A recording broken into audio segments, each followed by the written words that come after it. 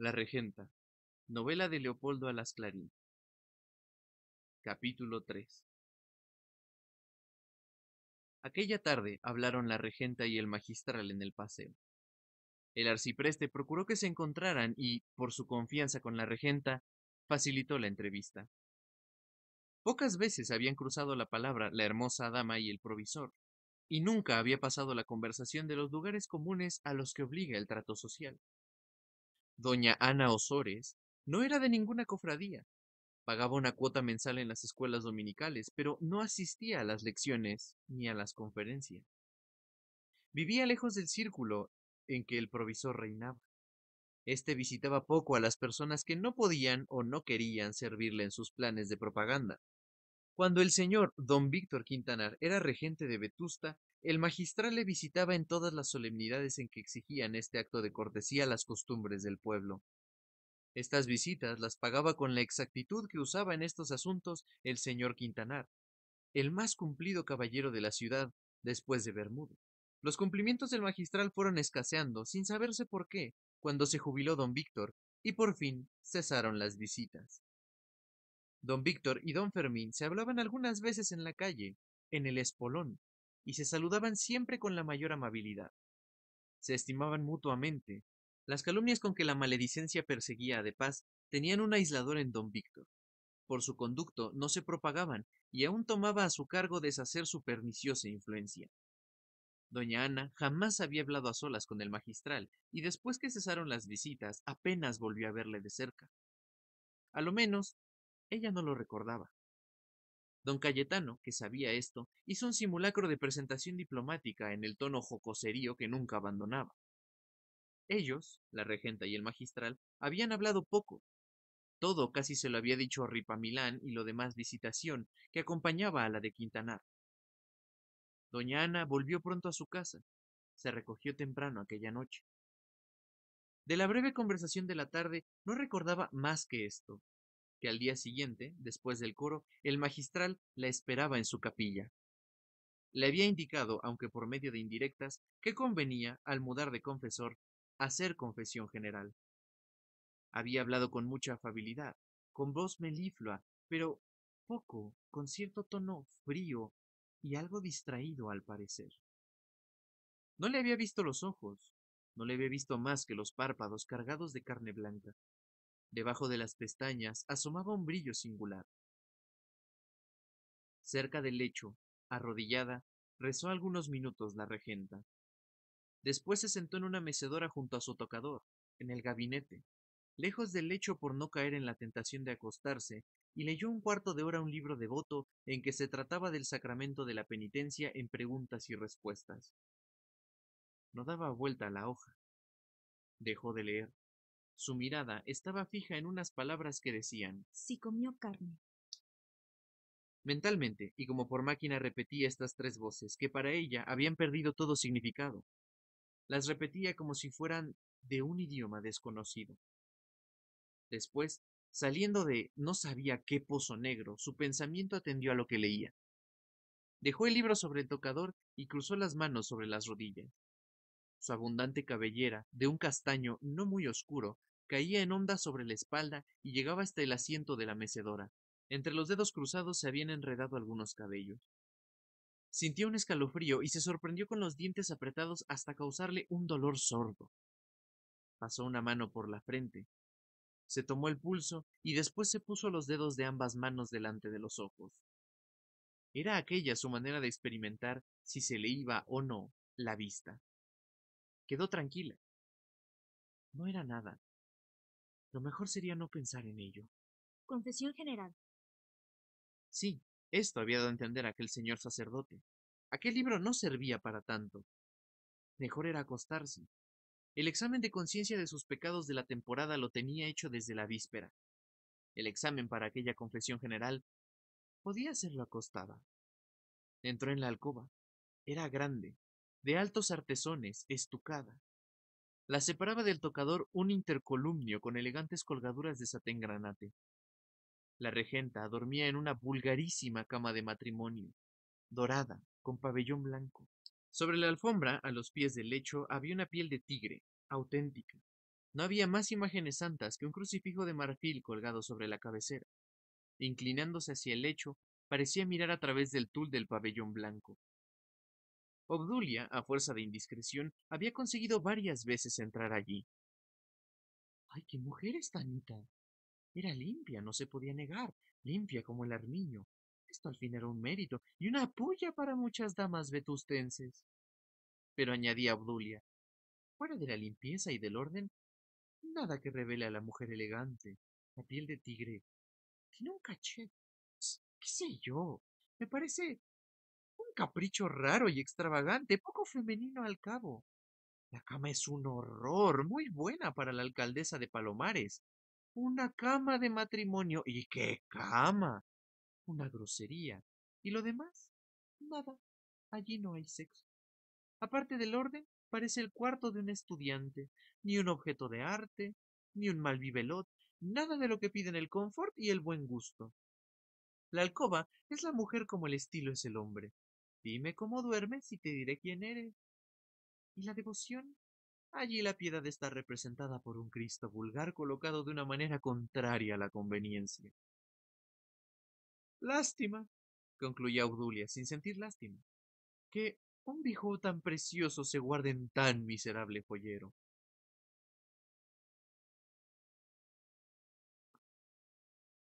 Ah, debía confesar que el juego de cama era digno de una princesa. ¡Qué sábanas! ¡Qué almohadones! Ella había pasado la mano por todo aquello. ¡Qué suavidad! En satén de aquel cuerpecito de regalo, no sentirías perezas en el roce de aquella sábana. Obdulia admiraba sinceramente las formas y el cutis de Ana, y allá en el fondo del corazón le envidiaba la piel de tigre. En Vetusta no había tigre. La viuda no podía exigir a sus amantes esta prueba de cariño. Ella tenía a los pies de la cama la casa del león, pero estampada en tapiz miserable. Ana corrió con mucho cuidado las colgaduras granate, como si alguien pudiera verla desde el tocador. Dejó caer con negligencia su bata azul con encajes crema y apareció blanca toda, como se la figuraba don Saturno poco antes de dormirse, pero mucho más hermosa de lo que Bermúdez podía representársela. Después de abandonar todas las prendas que no habían de acompañarla en el lecho, quedó sobre la piel de tigre, hundiendo los pies desnudos, pequeños y rollizos, en la espesura de las manchas pardas. Un brazo desnudo se apoyaba en la cabeza algo inclinada, y el otro pendía a lo largo del cuerpo, siguiendo la curva graciosa de la robusta cadera. Parecía una impúdica modelo olvidada de sí misma en una postura académica impuesta por el artista. Jamás el arcipreste, ni confesor alguno, había prohibido a la regente esta voluptuosidad de distender a solas los entumecidos miembros y sentir el contacto del aire fresco por todo el cuerpo a la hora de acostarse. Nunca había creído ella que tal abandono fuese materia de confesión. Abrió el lecho, sin mover los pies. Dejóse caer de bruces sobre aquella blandura suave con los brazos tendidos. Apoyaba la mejilla en la sábana y tenía los ojos muy abiertos. La deleitaba aquel placer del tacto que corría desde la cintura a las sienes. Confesión general. Estaba pensando. Eso es la historia de toda la vida. Una lágrima asomó a sus ojos, que eran garzos, y corrió hasta mojar la sábana. Se acordó de que no había conocido a su madre. Tal vez de esta desgracia nacían sus mayores pecados. Ni madre, ni hijos. Esta costumbre de acariciar la sábana con la mejilla la había conservado desde la niñez. Una mujer seca, delgada, fría, ceremoniosa, la obligaba a acostarse todas las noches antes de tener sueño. Apagaba la luz y se iba. Anita lloraba sobre la almohada después saltada del lecho, pero no se atrevía a andar en la oscuridad, y pegada a la cama seguía llorando, tendida así, de bruces, como ahora, acariciando con el rostro la sábana que mojaba con lágrimas también. Aquella blandura de los colchones era todo lo maternal con que ella podía contar. No había más suavidad para la pobre niña. Entonces debía de tener, según sus vagos recuerdos, 4 años. 23 habían pasado y aquel dolor aún la enternecía. Después Casi siempre había tenido grandes contrariedades en la vida, pero ya despreciaba su memoria. Una porción de necios se había conjurado contra ella. Todo aquello le repugnaba recordarlo, pero su pena de niña, la injusticia de acostarla sin sueño, sin cuentos, sin caricias, sin luz, la sublevaba todavía y le inspiraba una dulcísima lástima de sí misma, como aquel a quien, antes de descansar en su lecho, el tiempo que necesita, obligan a levantarse. Siente sensación extraña que podría llamarse nostalgia de blandura y del calor de su sueño. Así, con parecida sensación, había Ana sentido toda su vida nostalgia del regazo de su madre. Nunca habían oprimido su cabeza de niña contra un seno blando y caliente, y ella, la chiquilla, buscaba algo parecido donde quiera. Recordaba vagamente un perro negro de lanas, noble y hermoso. Debía de ser un Terranova. ¿Qué habría sido de él? El perro se tendía al sol, con la cabeza entre las patas, y ella se acostaba a su lado y apoyaba la mejilla sobre el lomo rizado, ocultando casi todo el rostro en la lana suave y caliente. En los prados se arrojaba de espaldas o de bruces sobre los montones de hierba sesgada. Como nadie la consolaba al dormirse llorando, acababa por buscar consuelo en sí misma, contándose cuentos llenos de luz y de caricias. Era el caso que ella tenía una mamá que le daba todo lo que quería, que le apretaba contra su pecho y que la dormía cantando cerca de su oído. Sábado, sábado moreno, cayó el pajarillo en treno, con grillos y con cadena. Y esto otro. Estaba la pájara pinta a la sombra de un verde limón. Estos cantares los oía en una plaza grande a las mujeres del pueblo que arrullaban a sus hijuelos. Y así se dormía ella también, figurándose que era la almohada el seno de su madre soñada y que realmente oía aquellas canciones que sonaban dentro de su cerebro. Poco a poco se había acostumbrado a esto, a no tener más placeres puros y tiernos que los de su imaginación. Pensando la regenta en aquella niña que había sido ella, la admiraba y le parecía que su vida se había partido en dos. Una era la de aquel angelillo que se le antojaba muerto. La niña que saltaba del lecho a oscuras era más enérgica que esta Anita de ahora. Tenía una fuerza interior pasmosa para resistir sin humillarse las exigencias y las injusticias de las personas frías, secas y caprichosas que la criaban, Vaya una manera de hacer examen de conciencia. pensó doña Ana, algo avergonzada. Salió descalza de la alcoba, cogió el devocionario que estaba sobre el tocador y corrió a su lecho. Se acostó, acercó la luz y se puso a leer con la cabeza hundida en las almohadas. Sí comió carne. Volvieron a ver sus ojos cargados de sueño, pero pasó adelante. Una, dos, tres hojas. Leía sin saber qué. Por fin, se detuvo en un renglón que decía. Los parajes por donde anduvo. Aquello lo entendió. Había estado, mientras pasaba hojas y hojas, pensando, sin saber cómo, en don Álvaro Mesía, presidente del Casino de Vetusta y jefe del Partido Liberal Dinástico. Pero al leer, Los parajes por donde anduvo. su pensamiento volvió de repente a los tiempos lejanos. Cuando era niña, pero ya confesaba, siempre que el libro de examen decía, Pase la memoria por los lugares que ha recorrido. se acordaba sin querer de la barca de Trébol, de aquel gran pecado que había cometido, sin saberlo ella, la noche que pasó dentro de la barca con aquel Germán, su amigo. ¡Qué infames! La regenta sentía rubor y cólera al recordar aquella calumnia. Dejó el libro sobre la mesilla de noche, otro mueble vulgar que irritaba el buen gusto de Obdulia. Apagó la luz y se encontró en la barca de Trébol, a medianoche, al lado de Germán, un niño rubio de 12 años, dos más que ella. Él la abrigaba solícito, con un saco de lona que habían encontrado en el fondo de la barca. Ella le había rogado que se abrigara él también, debajo del saco, como si fuera una colcha. Estaban los dos tendidos sobre el tablero de la barca, cuyas bandas oscuras les impedían ver la campiña. Solo veían allá arriba nubes que corrían delante de la cara de la luna. ¿Tienes frío? Preguntaba Germán.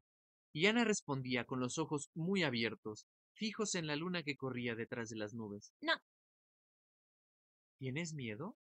no, Somos marido y mujer, decía él, yo soy una mamá. y oía debajo de su cabeza un rumor dulce que la arrullaba como para adormecerla. Era el rumor de la corriente. Se habían contado muchos cuentos. Él había contado además su historia. Tenía papá en Colondres y mamá también. ¿Cómo era una mamá? Germán lo explicaba como podía. ¿Dan muchos besos las mamás? Sí, ¿Y cantan? sí, yo tengo una hermanita que le cantan. Yo ya soy grande. Y yo soy una mamá. Después venía la historia de ella. Vivía en Loreto, una aldea algo lejos de la ría por aquel lado, pero tocando con el mar por allá arriba, por el arenal. Vivía con una señora que se llamaba Aya y doña Camila. No la quería. Aquella señora Aya tenía criados y criadas y un señor que venía de noche y le daba besos a doña Camila, que le pegaba y decía, delante de ella no, que es muy maliciosa. Le decían que tenía un papá que la quería mucho y era el que mandaba los vestidos y el dinero y todo, pero él no podía venir, porque estaba matando moros. La castigaban mucho, pero no le pegaban. Eran encierros, ayunos, y el castigo peor, el de acostarse temprano. Se escapaba por la puerta del jardín y corría llorando hacia el mar. Quería meterse en un barco y navegar hacia la tierra de los moros y buscar a su papá. Algún marinero la encontraba llorando y la acariciaba. Ella le proponía el viaje. El marinero se reía. Le decía que sí. La cogía en los brazos, pero el pícaro la llevaba a casa del aya y la volvían al encierro. Una tarde se había escapado por otro camino, pero no encontraba el mar. Había pasado junto a un molino.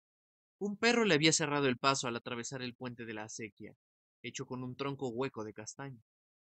Ana se había echado sobre el tronco porque se mareaba viendo el agua blanca que ladraba debajo como el perro enfrente de ella. El perro había pasado por encima de Anita. No había querido morderla. Ella, entonces, desde la otra orilla, lo llamó diciendo.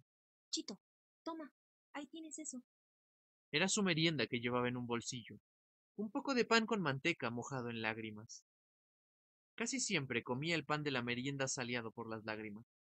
Cuando estaba sola, lloraba de pena, pero delante del aya, de los criados y del hombre, lloraba de rabia. Había encontrado después del molino un bosque y lo había cruzado corriendo, cantando, y eso que tenía aún los ojos llenos de llanto, pero cantaba de miedo. Al salir del bosque había visto un prado de hierba muy verde y muy alta. Y allí estaba yo, ¿verdad? Gritó Germán. Es verdad, Y te dije si querías embarcarte en la barca del trébol, que el barquero había sido mi criado, y yo era de Colondres, que está del otro lado de la ría. es verdad. La regenta recordaba todo esto como va escrito, incluso el diálogo, pero creía que, en rigor de lo que se acordaba, no era de las palabras mismas, sino de posterior recuerdo en que la niña había animado y puesto en forma de novela los sucesos de aquella noche. Después se habían dormido. Ya era de día cuando les despertó una voz que gritaba desde la orilla de Colondres. Era el barquero, que veía su barca en un islote que dejaba el agua en medio de la ría al bajar la marea. El barquero les riñó mucho. A ella la condujo a Loreto un hijo de aquel hombre, pero en el camino les halló un criado del Haya. Andaban buscándola por todo el mundo. Creían que se había caído al mar. Doña Camila estaba enferma del susto en cama. El hombre que besaba al Haya tomó a Anita por un brazo y se lo apretó hasta arrancarle sangre. Pero ella no lloró. Le preguntaron dónde había pasado la noche y no quiso contestar por temor de que castigaran a Germán si se sabía. La encerraron. No le dieron de comer aquel día, pero no declaró nada. A la mañana siguiente, el aya hizo llamar al barquero de Trébol. Según aquel hombre, los niños se habían concertado para pasar juntos una noche en la barca. ¿Quién lo diría? Ana confesó al cabo que habían dormido juntos, pero que había sido sin querer. Su propósito había sido hacerse dueños de la barca una noche, aunque les riñeran en casa. Pasar de orilla a orilla ellos solos, tirando por la cuerda, y después volverse él a Colondres y ella a Loreto. pero el agua de la ría se había marchado y la barca tropezó en el fondo con las piedras en mitad del pasaje, y por más esfuerzos que habían hecho, no habían conseguido moverla. Y se habían acostado y se habían dormido. De haber podido romper la cuerda que sujetaba la lancha, se hubieran ido a la tierra del moro, porque Germán sabía el camino por mar. Ella hubiera buscado a su papá y él hubiera matado muchos moros, pero la cuerda era muy fuerte. No pudieron romperla y se acostaron para contarse cuentos de dormir. Lo mismo había referido Germán al barquero, pero no se creyó la historia. ¡Qué escándalo! Doña Camila cogió a Anita por la garganta y por poco la ahoga. Después dijo un refrán desvergonzado en que se insultaba a su madre y a ella, según comprendió mucho más tarde, porque entonces no entendía aquellas palabras. Doña Camila culpaba al hombre que le daba besos de las picardías de la niña. Tú le has abierto los ojos con tus imprudencias. Anita no entendía, y el hombre la miraba con llamaradas en los ojos y sonreía, y en cuanto salía de la habitación, el aya le pedía besos a ella, pero nunca quiso dárselos. Vino un cura y se encerró con Ana en la alcoba de la niña y le preguntó unas cosas que ella no sabía qué eran. Más adelante, meditando mucho, acabó por entender algo de aquello. Se la quiso convencer de que había cometido un gran pecado. La llevaron a la iglesia de la aldea y la hicieron confesarse. No supo contestar al cura, y éste declaró al aya que no servía la niña para el caso todavía, porque, por ignorancia o por malicia, ocultaba sus pecadillos. Los chicos de la calle la miraban como el hombre que besaba a doña Camila. La cogían por un brazo y querían llevársela no sabía a dónde. No volvió a salir sin el aya. A Germán no había vuelto a verle. He escrito a tu papá diciéndole lo que tú eres. En cuanto cumplas los 11 años, irás a un colegio de recoletas. Esta amenaza de doña Camila no pasó de amenaza, pero Ana no sentía salir de Loreto, ir a donde quiera. Desde entonces la trataron como un animal precoz. Sin enterarse bien de lo que oía, había entendido que achacaban a culpas de su madre los pecados que le atribuían a ella. Al llegar a ese punto de sus recuerdos, la regenta sintió que sofocaba. Sus mejillas ardían. Encendió luz, apartó de sí la colcha, pesada, y sus formas de Venus, algo flamenca, se revelaron exageradas bajo la manta de finísima lana de colores ceñida al cuerpo. La colcha quedó arrugada a los pies. Aquellos recuerdos de la niñez huyeron, pero la cólera que despertaron, a pesar de ser tan lejana, no se desvaneció con ellos. ¡Qué vida tan estúpida! Pensó Ana, pasando a reflexiones de otro género. Aumentaba su mal humor con la conciencia de que estaba pasando un cuarto de hora de rebelión. Creía vivir sacrificada a deberes que se había impuesto. Estos deberes algunas veces se los representaba como poética misión, que explicaba el porqué de la vida. Entonces pensaba, La monotonía, la insensatez de esta existencia es aparente. Mis días están ocupados por grandes cosas. Este sacrificio, esta lucha, es más grande que cualquier aventura del mundo. en otros momentos, como ahora, tascaba el freno la pasión sojuzgada, protestaba el egoísmo, la llamaba loca, romántica, necia y decía, ¡Qué vida tan estúpida! esta conciencia de la rebelión la desesperaba. Quería aplacarla y se irritaba. Sentía cardos en el alma. En tales horas no quería a nadie, no compadecía a nadie. En aquel instante deseaba oír música. No podía haber voz más oportuna, y sin saber cómo, sin querer, se le apareció el Teatro Real de Madrid y vio a don Álvaro Mesía, el presidente del casino, ni más ni menos, envuelto en una capa de embozos grana, cantando bajo los balcones de Rosina. Ecco ridente in cielo. La respiración de la regenta era fuerte, frecuente. Su nariz palpitaba ensanchándose. Sus ojos tenían fulgores de fiebre y estaban clavados en la pared, mirando la sombra sinuosa de su cuerpo ceñido por la manta de colores. Hizo pensar en aquello, en Linodoro, en el barbero, para suavizar la aspereza de espíritu que la mortificaba. Si yo tuviera un hijo, ahora, aquí, besándole, cantándole. Huyó la vaga imagen del rostro, y otra vez se presentó el esbelto don Álvaro, pero de gabán blanco, entallado, saludándolo como saludaba el rey Amadeo. Mesía, al saludar, humillaba los ojos, cargados de amor ante los de ella, imperiosos, imponentes. Sintió flojedad en el espíritu. La sequedad y tirantez que la mortificaban se fueron convirtiendo en tristeza y desconsuelo. Ya no era mala, ya se sentía como ella quería sentir, y la idea de su sacrificio se le apareció de nuevo, pero grande ahora, sublime, como una corriente de ternura capaz de anegar el mundo. La imagen de don Álvaro también fue desvaneciéndose, cual un cuadro disolvente. Ya no se veía más que el gabán blanco y detrás, como una filtración de luz, iba destacándose una bata escocesa a cuadros, un gorro verde de terciopelo y oro, con borla, un bigote y una perilla blancos, unas cejas grises muy espesas, y al fin sobre un fondo negro brilló entera la respetable y familiar figura de su don Víctor Quintanar, con un nimbo de luz en torno. Aquel era el sujeto del sacrificio, como diría don Cayetano. Ana Osores depositó un casto beso en la frente del caballero, y sintió vehementes deseos de verle, de besarle en realidad como al cuadro disolvente. Mala hora, sin duda, era aquella. Pero la casualidad vino a favorecer el anhelo de la casta esposa. Se tomó el pulso, se miró las manos. No veía bien los dedos. El pulso latía con violencia. En los párpados le estallaban estrellitas como chispas de fuegos artificiales. Sí, sí, estaba mala. Iba a darle el ataque. Había que llamar.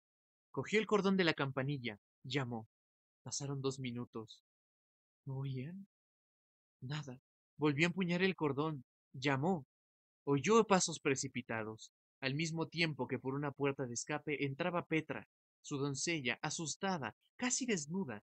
Se abrió la colgadura granate y apareció el cuadro disolvente, el hombre de la bata escocesa y el gorro verde, con una palmatoria en la mano. ¿Qué tienes, hija mía? Gritó don Víctor, acercándose al lecho. Era el ataque, aunque no estaba segura de que viniese con todo el aparato nervioso de costumbre. Pero los síntomas, los de siempre. No veía, le estallaban chispas de brasero en los párpados y en el cerebro, se le enfriaban las manos y de pesadas no le parecían suyas. Petra corrió a la cocina sin esperar órdenes. Ya sabía lo que se necesitaba: tila y azar. Don Víctor se tranquilizó. Estaba acostumbrado al ataque de su querida esposa. Padecía la infeliz. Pero no era nada. No pienses en ello, que ya sabes que es lo mejor. Sí, tienes razón. Acércate. Háblame. Siéntate aquí. Don Víctor se sentó sobre la cama y depositó un beso paternal en la frente de su señora esposa. Ella le apretó la cabeza contra su pecho y derramó algunas lágrimas.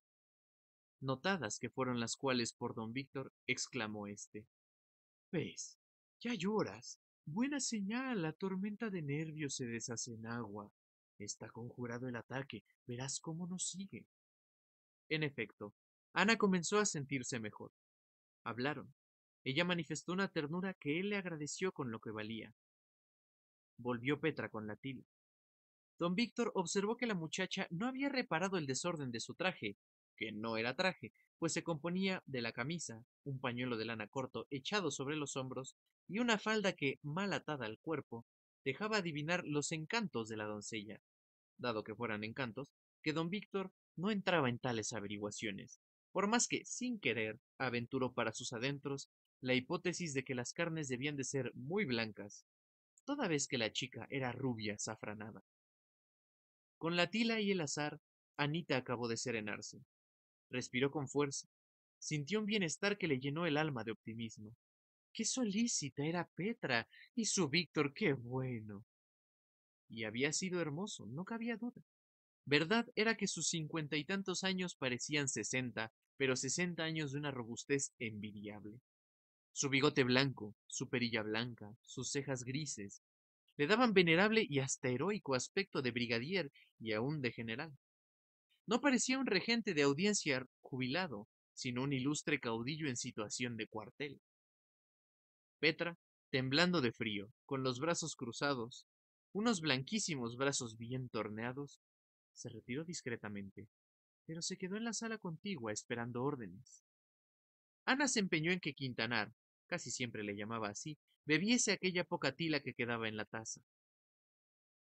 Pero si don Víctor no creía en los nervios, si estaba sereno, muerto de sueño, pero tranquilo. No importaba, era un capricho. No lo conocía él, pero se había asustado. Que no, hija mía, que te juro. Que sí, que sí. Don Víctor tomó tila y acto continuo bostezó enérgicamente. ¿Tienes frío? Frío yo.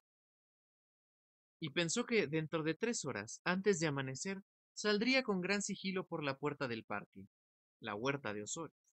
Entonces sí que haría frío, sobre todo cuando llegaran al montico él y su querido Frígilis, su pila de cinegético como le llamaba. Iban de casa, una casa prohibida a tales horas por la regenta. Anita no dejó a Víctor tan pronto como él quisiera. Estaba muy habladora. Su querida mujercita le recordó 1000 episodios de la vida conyugal, siempre tranquila y armoniosa. ¿No quisieras tener un hijo, Víctor? Preguntó la esposa, apoyando la cabeza en el pecho del marido. Con 1000 amores, contestó el exregente, buscando en su corazón la fibra del amor paternal. No la encontró, y para figurarse algo parecido, pensó en su reclamo de perdiz, escogidísimo regalo de Frígilis. Si mi mujer supiera que solo puedo disponer de 2 horas y media de descanso, no me dejaría volver a la cama. Pero la pobrecita lo ignoraba todo. Debía ignorarlo.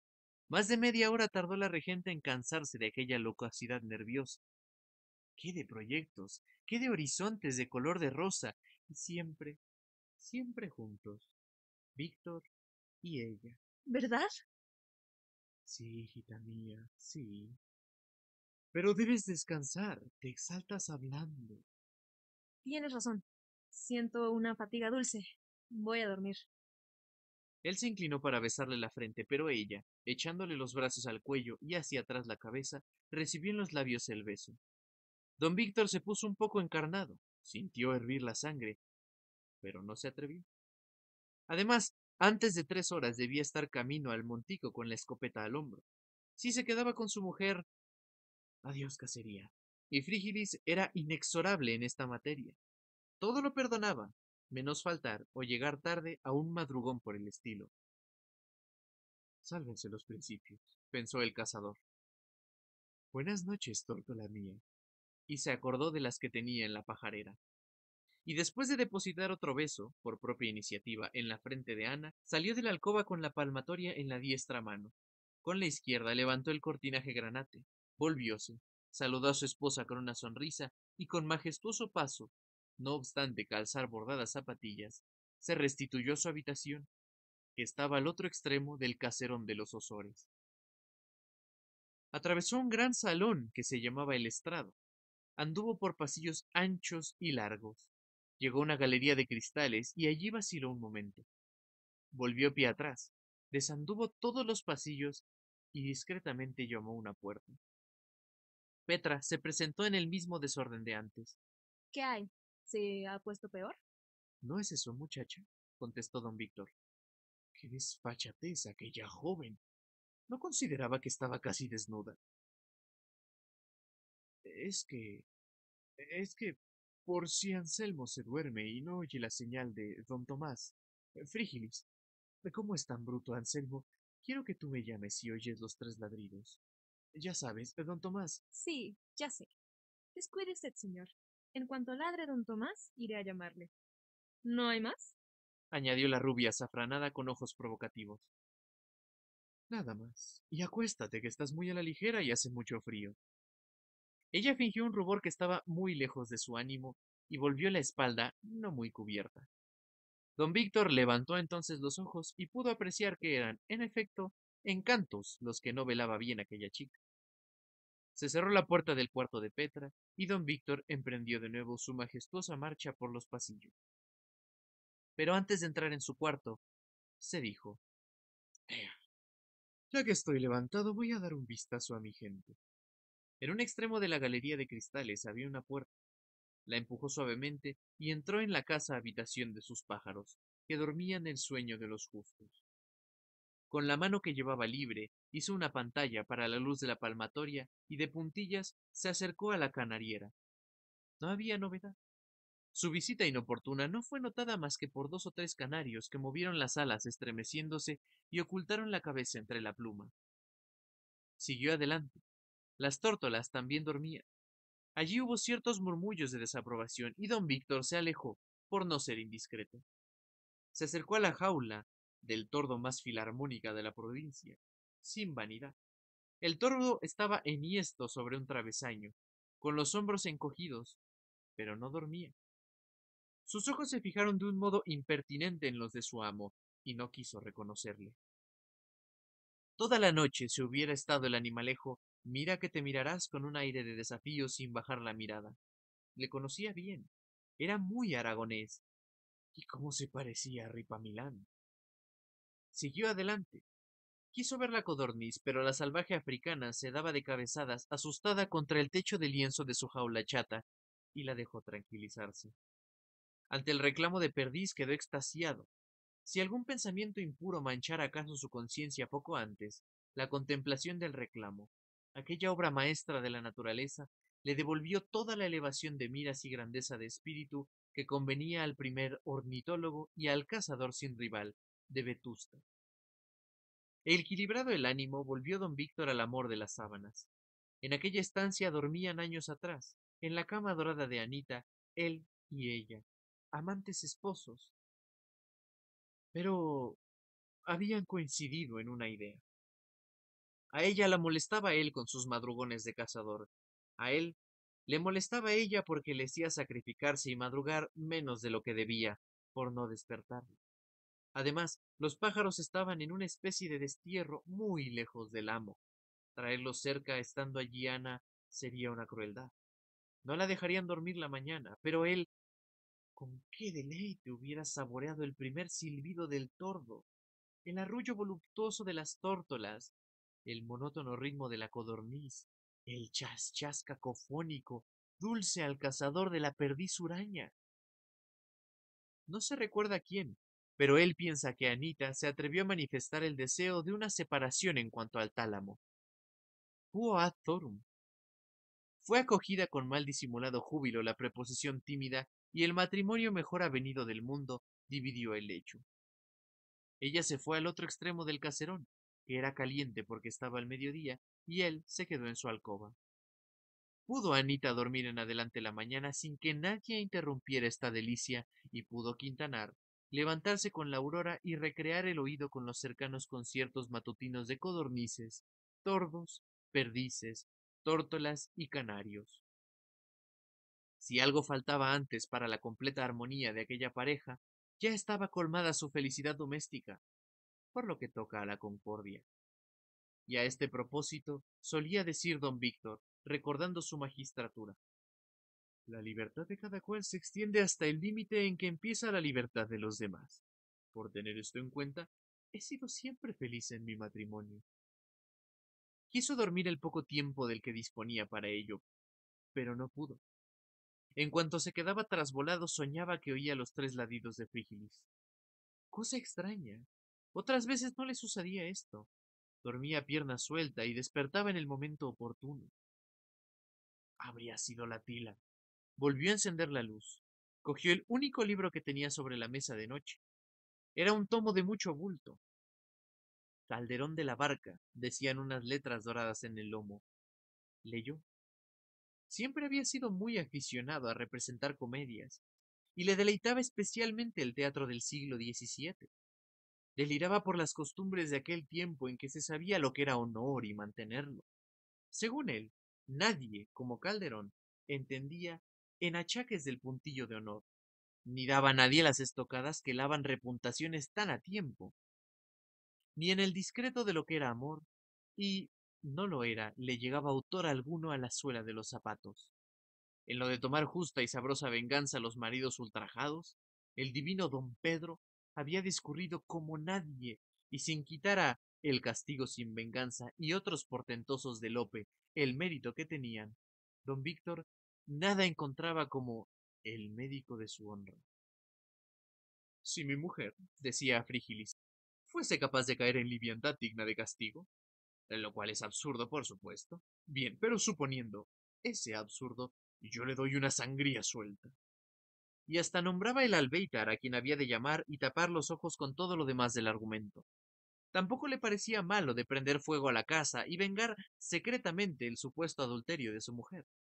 Si llegara el caso, que claro, no llegaría, él no pensaba prorrumpir en preciosa tirada de versos, porque ni era poeta, ni quería calentarse al calor de su casa incendiada, pero en todo lo demás había de ser, dado el caso, no menos riguroso que tales y otros caballeros parecidos de aquella España de mejores días. Frígilis opinaba que todo aquello estaba bien en las comedias, pero que en el mundo un marido no está para divertir al público con emociones fuertes, y lo que debe hacer en tan apurada situación es perseguir al seductor ante los tribunales y procurar que su mujer vaya a un convento. Absurdo, absurdo, gritaba don Víctor. Jamás se hizo cosa por el estilo en los gloriosos siglos de estos insignes poetas. Afortunadamente, añadía calmándose, yo no me veré nunca en el doloroso trance de excogitar medios para vengar tales agravios. Pero juro a Dios que llegado el caso, mis atrocidades serían dignas de ser puestas en décimas calderonianas. Y lo pensaba como lo decía. Todas las noches, antes de dormir, se daba un atracón de honra a la antigua, como él decía. Honra habladora, así con la espada como con la discreta lengua. Quintanar manejaba el florete, la espada española, la daga. Esta afición le había venido de su pasión por el teatro. Cuando trabajaba como aficionado, había comprendido en los numerosos duelos que tuvo en escena la necesidad de la esgrima, y con tal calor lo tomó, y tal disposición natural tenía, que llegó a ser poco menos que un maestro. Por supuesto, no entraba en sus planes matar a nadie. Era un espadachín lírico, pero su mayor habilidad estaba en el manejo de la pistola. Encendía un fósforo con una bala a 25 pasos. Mataba un mosquito a 30 y se lucía con otros ejercicios por el estilo. Pero no era jactancioso. Estimaba en poco su destreza. Casi nadie sabía de ella. Lo principal era tener aquella sublime idea del honor, tan propia para redondillas y hasta sonetos. Él era pacífico. Nunca había pegado a nadie. Las muertes que había firmado como juez le habían causado siempre inapetencias, dolores de cabeza, a pesar de que se creía irresponsable. Leía, pues, don Víctor a Calderón, sin cansarse, y próximo estaba a ver cómo se atravesaban con sendas quintillas dos valerosos caballeros que pretendían la misma dama, cuando oyó tres ladridos lejanos. Era Frígilis. Doña Ana tardó mucho en dormirse, pero su vigilia ya no fue impaciente, desabrida. El espíritu se había refrigerado con el nuevo sesgo de los pensamientos. Aquel noble esposo a quien debía la dignidad y la independencia de su vida, bien merecía la abnegación constante a que ella estaba resuelta. Le había sacrificado su juventud. ¿Por qué no continuar el sacrificio? No pensó más en aquellos años en que había una calumnia capaz de corromper la más pura inocencia. Pensó en lo presente. Tal vez había sido providencial aquella aventura de la barca de Trébol. Si al principio, por ser tan niña, no había sacado ninguna enseñanza de aquella injusta persecución de la calumnia, más adelante, gracias a ella, aprendió a guardar las apariencias. Supo, recordando lo pasado, que para el mundo no hay más virtud que la ostensible y aparatosa. Su alma se regocijó contemplando en la fantasía el holocausto del general respeto, de la admiración que, como virtuosa y bella, se le tributaba. En Vetusta, decir la regenta era decir la perfecta casada. Ya no veía a Anita la estúpida existencia de antes, recordaba que la llamaban madre de los pobres. Sin ser beata, las más ardientes fanáticas la consideraban buena católica. Los más atrevidos tenorios, famosos por sus temeridades, bajaban ante ella los ojos y su hermosura se adoraba en silencio. Tal vez muchos la amaban, pero nadie se lo decía. Aquel mismo don Álvaro, que tenía fama de atreverse a todo y conseguirlo todo, la quería. La adoraba sin duda alguna, estaba segura. Más de 2 años hacía que ella lo había conocido, pero él no había hablado más que con los ojos, donde Ana fingía no adivinar una pasión que era un crimen. Verdad era que en estos últimos meses, sobre todo desde algunas semanas a esta parte, se mostraba más atrevido, hasta algo imprudente. Él, que era la prudencia misma, y solo por esto, digno de que ella no se irritara contra su infame intento. Pero ya sabría contenerlo. Sí, ella lo pondría a raya helándole con una mirada, y pensando en convertir en carámbano a don Álvaro Mesía, mientras él se obstinaba en ser de fuego, se quedó dormida dulcemente. En tanto allá abajo, en el parque, miraba al balcón cerrado el tocador de la regenta, don Víctor, pálido y ojeroso, como si saliera de una orgía.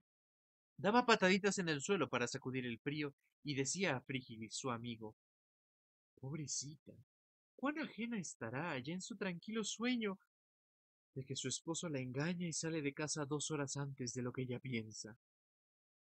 Frígilis sonrió, como un filósofo, y echó a andar adelante. Era un señor ni alto ni bajo, cuadrado. Vestía cazadora de paño pardo. Iba tocando con gorra negra, con orejeras, y por único abrigo ostentaba una inmensa bufanda a cuadros que le daba 10 vueltas al cuello. Lo demás, todo era utensilios y atributos de caza, pero sobrios, como los de un Nemrod. Don Víctor, al llegar a la puerta del parque, volvió a mirar hacia el balcón, lleno de remordimientos. Anda, anda, que es tarde, murmuró Frígilis. No había amanecido.